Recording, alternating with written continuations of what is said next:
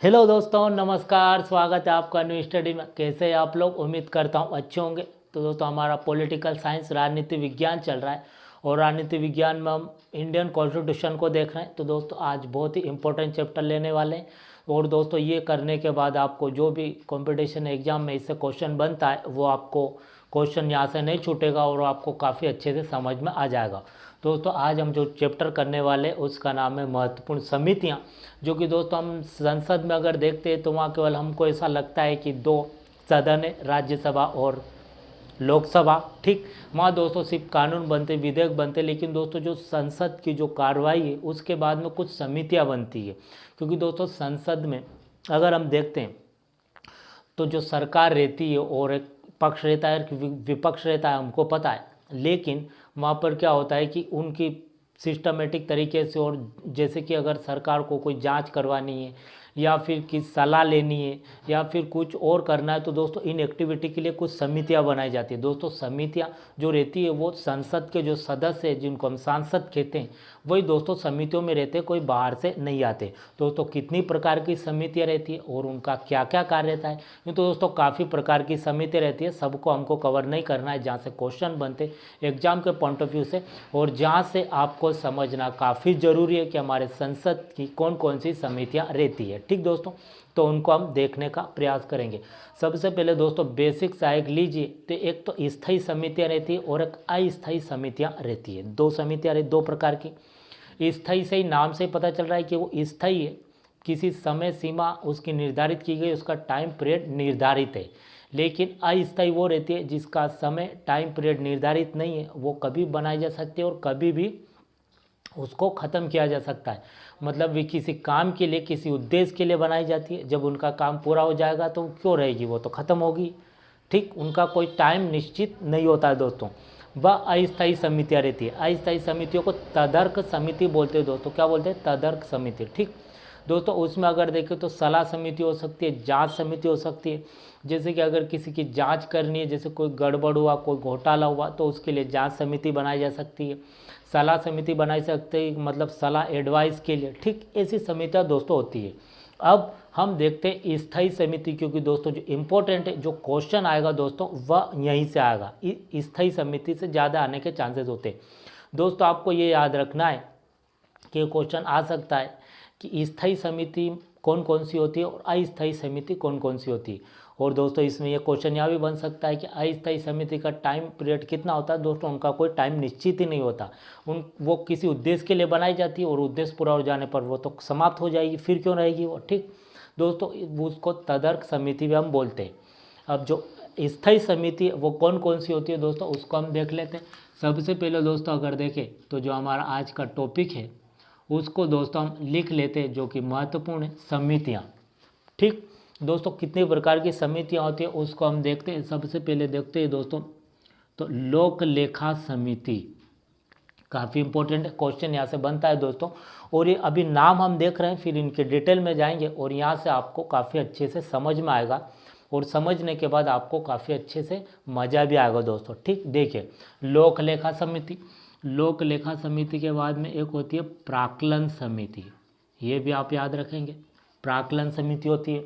ठीक, दूसरी अगर देखें तो लोक उपक्रम समिति होती है। दोस्तों आप अभी नाम जानिए, हो सकता है आपको पता हो और नहीं भी पता हो तो दोस्तों आपको नाम जानने होंगे, क्योंकि दोस्तों हमारी संसद में समितियां होती है।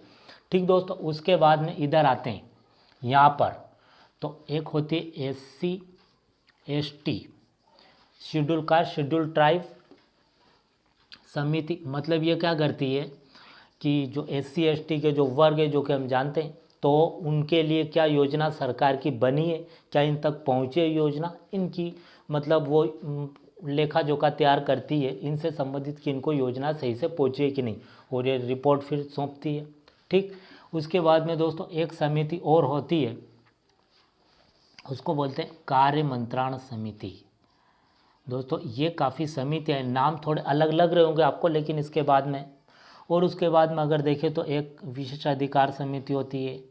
यूँ तो दोस्तों काफ़ी होती है, लेकिन इनको दोस्तों आपको कवर नहीं करना। विशेषाधिकार एक विभागीय समिति होती है। दोस्तों सब नहीं पढ़ेंगे हम, जो इम्पोर्टेंट और जो तो बहुत ही शॉर्टकट में सिर्फ इनके सदस्य और अध्यक्ष को हमको जानना है, सबको नहीं जानना होता है। देखिए दोस्तों, ये स्थायी समिति होती है, पहली बात आप ये याद रखें। क्वेश्चन ये आ सकता है कि ऐसा भी आ सकता है दोस्तों कि इन समितियों में से कौन सी समिति स्थायी समिति का पार्ट नहीं है। दोस्तों इसके लिए आपको याद होना चाहिए कि कौन कौन स्थायी समिति का पार्ट है। ठीक, देखिए लोक लेखा भी है, प्राक्कलन भी होती है, उपक्रम भी होती है, SC/ST संबंधित कार्य मंत्रण विशेषाधिकार विभाग की समिति, ये स्थायी समिति का पार्ट होती है। अगर अस्थायी बताए तो दोस्तों आप आसानी से पता कर सकते हैं कि अस्थायी नहीं स्थायी समिति होती है। इनका टाइम पीरियड निश्चित होता है और एक अपने समय सीमा के साथ ही यह चलती है। ठीक, देखिए लोक उपक्रम समिति में दोस्तों आपको समिति क्या याद रखना, उसका कार्य क्या होता है, उसमें कुल कितने सदस्य होते हैं और उसका अध्यक्ष कौन होता है, ये आपको मुख्य बातें याद रखनी। अब इसके लोक लेखा समिति की दोस्तों आप बात करें, इसमें कुल सदस्य होंगे 22। कितने होंगे दोस्तों? 22 सदस्य कुल होंगे। और अगर देखें तो 15 लोकसभा से होंगे, 7 राज्यसभा से होंगे। ठीक, ये लोकसभा दोस्तों यहाँ एल लिख देते हैं। ठीक, यहाँ एल लिख देते हैं और यहाँ आर लिख देते हैं। तो 15 जो है वो लोकसभा से, 7 राज्यसभा से, कुल हो गए 22। और एक इसका दोस्तों क्या रहता है, एक हेड रहता है, एक अध्यक्ष रहता है। और दोस्तों कोई भी समिति या टीम या समूह या सभा कुछ भी ले ले दोस्तों, उनका एक हेड तो होता है ना, जो एक डिसीजन लेता है कि हमको ये करना है ये नहीं करना है। तो इस समिति का भी एक हेड है दोस्तों, बिल्कुल क्लियर रखिए आप माइंड में। लोक लेखा समिति में 22 सदस्य होते हैं। और क्योंकि हम जानते हैं हमारी संसद में 2 सदन होते, लोकसभा और राज्यसभा, जो कि दोस्तों कॉन्स्टिट्यूशन के हिसाब से चले तो राज्यसभा पहले आती है और फिर लोकसभा आती है। लेकिन आम भाषा में अगर बोले तो हम लोकसभा को पहले बोलते हैं और वही मेन सभा है। तो लोकसभा से 15 सदस्य और राज्यसभा से 7 सदस्य। इसके अनुपात की अगर बात करें, क्वेश्चन आ चुके हैं कई बार कि जो लोक लेखा समिति है उसके सदस्य की संख्या कितने अनुपात में होती है, तो 2:1, मतलब लोकसभा से 2 और राज्यसभा से 1। तो ऐसे अगर करें दोस्तों तो ये लगभग डबल ही हो रहा है, ये 15 हो रहे हैं या 7 हो रहे हैं। तो लोकसभा से 15 और राज्यसभा से 7, कुल हो गए 22। इनका एक हेड होता है। अब दोस्तों आप पर क्वेश्चन उठता है कि इनका कार्य क्या होता है, ये आप याद रखें। इनका कार्य अगर देखें दोस्तों, कार्य इनका होता है कि जो सरकार है, जो मंत्री परिषद है, मंत्रियों से मिलकर ही मंत्री परिषद बनती है, जो सरकार बोलते हैं हम, जो सरकार है दोस्तों वह खर्चा जो करती है तो किस कार्य के लिए करती है और वह कार्य हुआ है कि नहीं, उनकी लेखों की जांच करती है दोस्तों। ठीक, मतलब सरकार की क्या करती है, एक तरह से जांच करती है, यूँ आप समझ लीजिए। ठीक है दोस्तों, ये इसका कार्य रहता है लोक लेखा समिति का। और इसका अध्यक्ष रहेगा दोस्तों, वो कौन रहता है, विपक्ष का नेता रहता है। ये दोस्तों मोस्ट इंपॉर्टेंटली बातें। अगर यहाँ पर दोस्तों मैंने बताया कि जैसे सरकार बनती है, सरकार को पक्ष बोला जाता है, और जो कि देश की दूसरी सबसे बड़ी पार्टी है उसको विपक्ष बोला जाता है। दोस्तों यहाँ पर अगर देखें तो विपक्ष का नेता ही क्या होता है, इस सभा का क्या होता है, हेड होता है इस समिति का। दोस्तों यहाँ पर इंपॉर्टेंट बात आप ये समझिए, देखिए सरकार कार्य कर रही है और सरकार को टैक्स हम दे रहे हो, सरकार क्या कर रही है, विकास की योजनाएं बना रही है, देश में विकास हो रहा है। अब दोस्तों ये समिति का काम है देश की जांच करना, देश क्या कार्य कर रही है, मतलब सरकार क्या कार्य कर रही है क्या नहीं। अब दोस्तों इसमें अगर देखें तो जो पक्ष का मतलब सरकार का व्यक्ति इसमें रहेगा तो वो सरकार के कार्य की कैसे जांच करें, निष्पक्ष जांच नहीं हो पाएगी दोस्तों।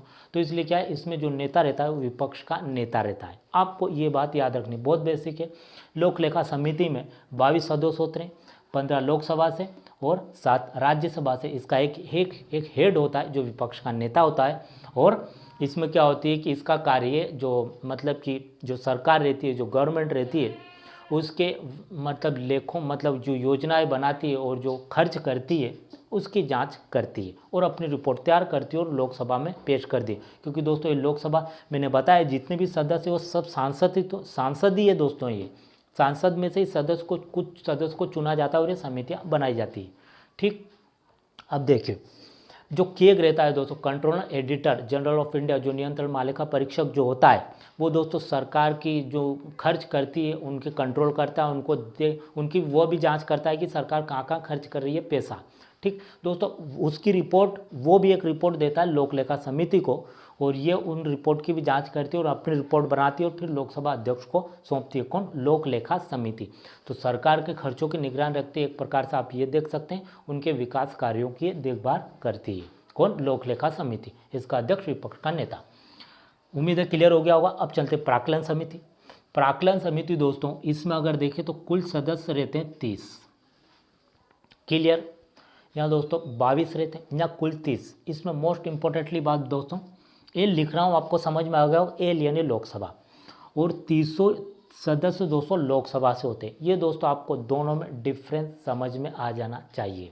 ठीक, प्राक्कलन समिति को दोस्तों लोक लेखा समिति की क्या कहते हैं कि इसको वाहन भी कहते हैं, प्राक्कलन समिति को लोक लेखा समिति के। ठीक दोस्तों, 30 सदस्य होते हैं इसमें और 30 ही लोकसभा से होते हैं। ये डिफरेंस दोनों में आ रहा है। यहाँ 22 होते हैं, 15 लोकसभा से, 7 राज्यसभा से, इसका अध्यक्ष विपक्ष का नेता, और इसमें 30 सदस्य होते हैं 30 ही लोकसभा से। इसका भी एक हेड होता है। ठीक, और इसका कार्य क्या है दोस्तों, जो सरकार का जो प्रशासन तंत्र होता है, जो कि ऊपर से नीचे तक हम हायरार्की देखते हैं, जो कि सरकार की योजना बनती है, डायरेक्ट ग्राउंड लेवल पर तो नहीं आएगी। आपने मेरा पंचायती राज वाला वीडियो देखा होगा, तो उसमें दोस्तों एक के नीचे एक हायरार्की, तो प्रशासन तंत्र को और कैसे मजबूत किया जाए, और देश की जो मतलब सरकार जो विकास की योजनाएं बनाती है और जो विकास करना चाहती है देश का, उसको दोस्तों कम खर्च में अधिक कैसे प्रशासन तंत्र को और मजबूत किया जा सके देश के विकास में, इसलिए दोस्तों प्राक्कलन समिति क्या करती है, उसके विषय में कार्य करती है। ठीक, कुल सदस्य 30 और 30 ही लोकसभा से, राज्यसभा का इसमें कोई काम नहीं है, इसका एक हेड होता है। ठीक, अब आगे चलते हैं दोस्तों, लोक उपक्रम समिति। इसमें क्या होता है, ये दोस्तों सेम टू सेम लोक लेखा समिति और इसकी सेम है। देखिए, इसमें भी कुल सदस्य 22 ही रहेंगे। ठीक है, और इसमें जो लोकसभा से रहेंगे वो 15 रहेंगे, और राज्यसभा से जो रहेंगे वो 7 रहेंगे। इसमें सेम प्रोसेस है पूरा के पूरा, बस काम का फ़र्क है दोस्तों। देखिए, काम बस छोटा सा। देखिए, कुल 22 सदस्य, लोकसभा से 15 और राज्यसभा से 7, कितने हो गए, कुल 22। इसका एक हेड रहता है। इसका कार्य यह होता है दोस्तों, कार्य की अगर बात करें, इसका कार्य जो शासकीय कंपनियां रहती है, जो गवर्नमेंट की कंपनियां रहती है बड़ी बड़ी, जैसे कि आपने सुना होगा, हालांकि अब तो वो बिक गई है, जैसे BSNL हुआ है ना, और उसके बाद एयर इंडिया हुआ, LIC हुआ, FCI हुआ। दोस्तों जो गवर्नमेंट की कंपनियां, उनके वार्षिक वित्तीय लेखों की, मतलब उन कंपनी ने क्या क्या परफॉर्म किया है पहले और कितना क्या बेनिफिट किया है गवर्नमेंट को, उसके विषय में दोस्तों क्या करती है, जांच करती है।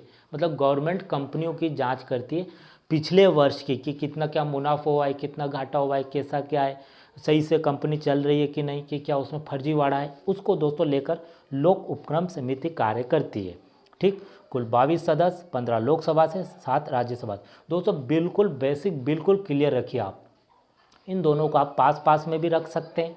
कुल 22, बस कार्य का थोड़ा फर्क है। इसका अध्यक्ष विपक्ष का नेता होता है और सरकार की खर्चों की और विकास का कार्य हो रहा है उसकी निगरानी रखता है। और ये सरकार की जो गवर्नमेंट कंपनियां हैं दोस्तों, यहाँ पर इंपॉर्टेंट समझिए, जो गवर्नमेंट की कंपनियां उनकी जांच करती है ये, और ये सरकार के खर्चों की, उनके विकास, क्या विकास किया है और कितना खर्च किया है किस काम में, उसकी जांच करती है। और केक भी इसको एक रिपोर्ट सौंपता है। दोस्तों ये 3 बहुत बेसिक आपको क्लियर हो गए होंगे। अब SC ST दोस्तों, इसमें कुछ नहीं करना है। इसमें क्या होता है, इसमें भी कुल 30 सदस्य होते हैं। ठीक, 15 अगर देखें तो 15 यहाँ पर लोकसभा से, सॉरी दोस्तों 20 लोकसभा से होते हैं और 10 राज्यसभा से होते हैं। इसका दोस्तों डिफरेंस समझिए, 30 सदस्य होते हैं कुल SC ST समिति में, और इसमें 30 सदस्य होते हैं और 20 लोकसभा से होते हैं, 10 राज्यसभा से होते हैं। इसका कार्य SC ST संबंधित की जो सरकार की जो योजना है वो SC ST को पहुंच रही कि नहीं, उसकी रिपोर्ट तैयार करता है जो ये समिति है, और वह फिर लोकसभा में पेश करता है। वहीं पेश दोस्तों पता चलेगा ना कि क्या चल रहा है क्या नहीं चल रहा है दोस्तों। उसके बाद में कार्य मंत्रणा समिति, ये दोस्तों संसद के लिए बेसिकली बनाई जाती है। संसद में अगर देखते हैं तो 2 सदन होते हैं, हमको पता है, लोकसभा और राज्यसभा।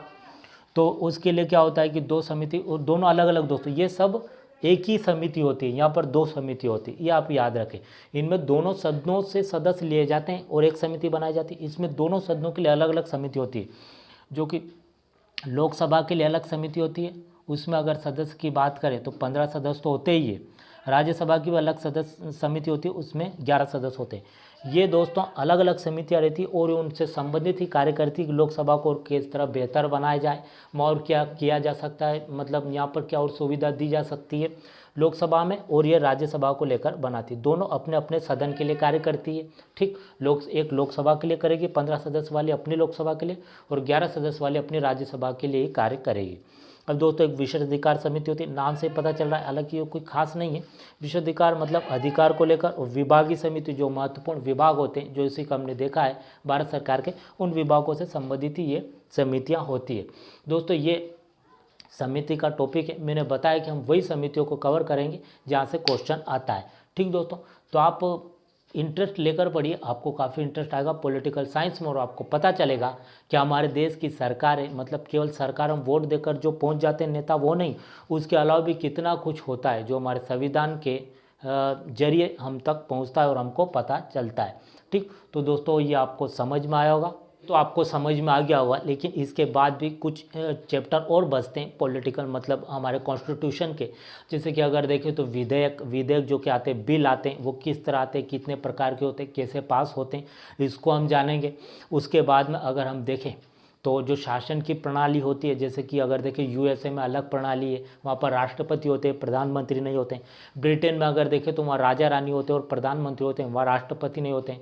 हमारे देश में अगर देखें तो संसद को सर्वोच्च माना गया है, लेकिन यहाँ राष्ट्रपति भी होते हैं, प्रधानमंत्री भी होते हैं। तो क्या डिफरेंस है दोस्तों, हमने यूएसए से क्या लिया है और ब्रिटेन से जो कि हमने देख ही लिया है, उसके बाद में भी दोस्तों हम डिफरेंस को समझेंगे, और जो भी पॉलिटिकल के उसके बाद में जो चैप्टर बचते हैं उसको हम देखेंगे। दोस्तों काफ़ी इंटरेस्टिंग वीडियो आने वाले समय में दोस्तों सीरियल वाइज हम कवर करते जाएंगे।